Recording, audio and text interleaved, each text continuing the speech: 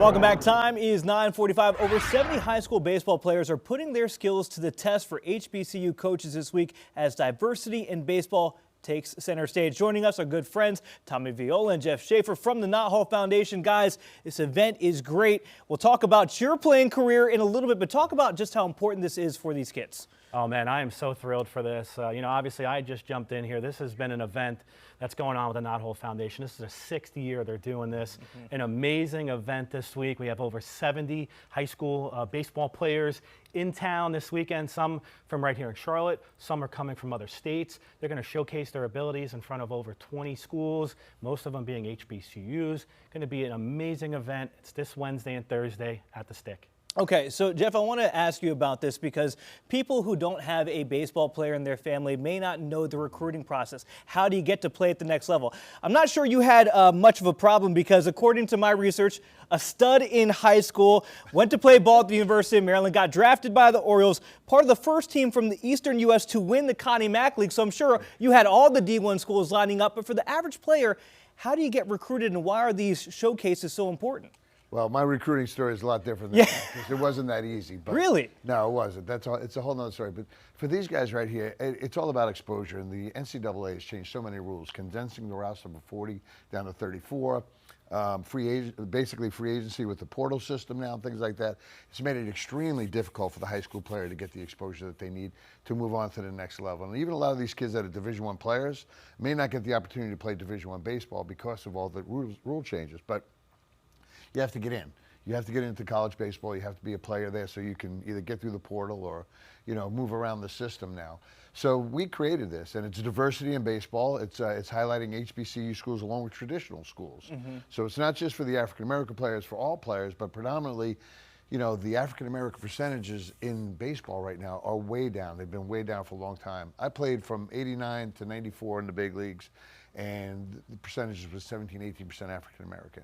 Now it's somewhere around 6, 7%. It's down, and in college, it's like 2 to 3%. So we want to get the same opportunities that everybody else has had along the way. I think economics has had a lot to do with that too. I would agree. I mean, when you look at the price of travel baseball now, the equipment, all of that plays a factor. I'll open this up to both of you guys. Can you share a success story? Because as we mentioned, this is the 6th annual one. You guys have been doing this for a while. Do you have any success stories of players doing really well to showcase, not having any offers and walking away saying, I think I know where I'm going to play ball next year? There's several of them along the way. I mean, just to pinpoint one wouldn't be fair because so many of these kids that came through that didn't have these opportunities before have it now. This is if you're going to go to a showcase, you're not going to pay less money than you're paying with us to get in there. And we also assist kids along the way because we have our nonprofits in there. So if there's a player that needs the opportunity but can't afford to get in there, we'll take them. It's not a matter of us making money. It's a matter of us creating opportunity. This isn't a profit thing. This is all for the nonprofit. And Tommy and Jeff, here's the great news.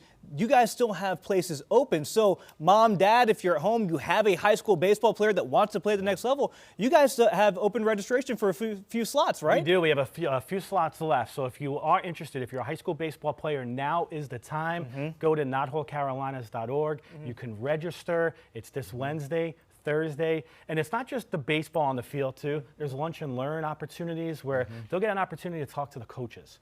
They're going to get an opportunity to sit down and talk to these coaches about everything from not only just baseball but life and academics and all these important opportunities for these kids. So it's a great 2-day showcase. We're really excited about it. Couldn't be more happy to be a part of it. And Jeff, I want to ask you, for the parents at home that again have a high school age baseball player and they're not sure if they want to let their kid play baseball at the next level. I learned so much, even at a junior college level. You learn life lessons playing ball, but you had a much more successful career than I did. Can you speak to the parents at home about how much you learn being part of a program, just being part of a team at the college level? It's all structure. It was for me. I was kind of a little bit of a wild child growing up, and I needed a structured environment. But it does. It puts you in that place where you have to be accountable for yourself. You have to be accountable to your teammates, accountable to your team. So there's life lessons in the game of baseball. You've played, and I can't emphasize that part enough. I mean, when you look back on my career and everything that I've done along the way, the greatest piece that has come out of this for me is the people that I've met along the way and the experiences and the places I've gone. But realistically, the people that helped mold me into, where we get to these points. And so you want those kids around those type of people going forward. And you have to be very careful in the sense when you're placing kids in college. that you're matching the personalities with the coaching staff and all that other stuff, because it could be detrimental at times, but more times than not, it's a positive. My head coach at Maryland, 96 years old, I talk to him every 2 weeks. Wow. So, See? you know, and he was a big part of my life, and you know, appreciative of that. But that's what we want for the kids, to be in the right environment. And there you go. As a reminder, guys, August 13th and 14th, it's this week over at the Stick, the Knott Hall Foundation. They still have spots available. Tommy, if you can speak to, again, for people who may not have heard about the Knott Hall Foundation, even though we talk about you guys all the time, absolutely. Give people the pitch, what you guys do and how much you help the community. Yeah, we're doing our best in the West Charlotte area. We're right down the road from the studio here, just a few minutes away in West Charlotte. It's the Richard Stick Williams Dreamfields and Education Center. We have 3 fields, indoor facility. We're trying to provide opportunities and access to kids that are underserved here in this community. So, you know, really doing our best. These guys have been doing it for a long time. Yeah. As I said, I just jumped in here in February, but these guys are amazing. They have the heart for these kids to get them on the field, to teach them life lessons. It's an amazing program. No, Jeff, Tommy, I appreciate you guys taking the time. We have the information. We're going to have it on our website later on today. And guys, even if you're not a college baseball player, if you have a kid and you're wondering what sport to put them in, they run some great programs over there at the Knott Hall. Baseball is a great game. You just have to have a good teacher to teach you how to play ball.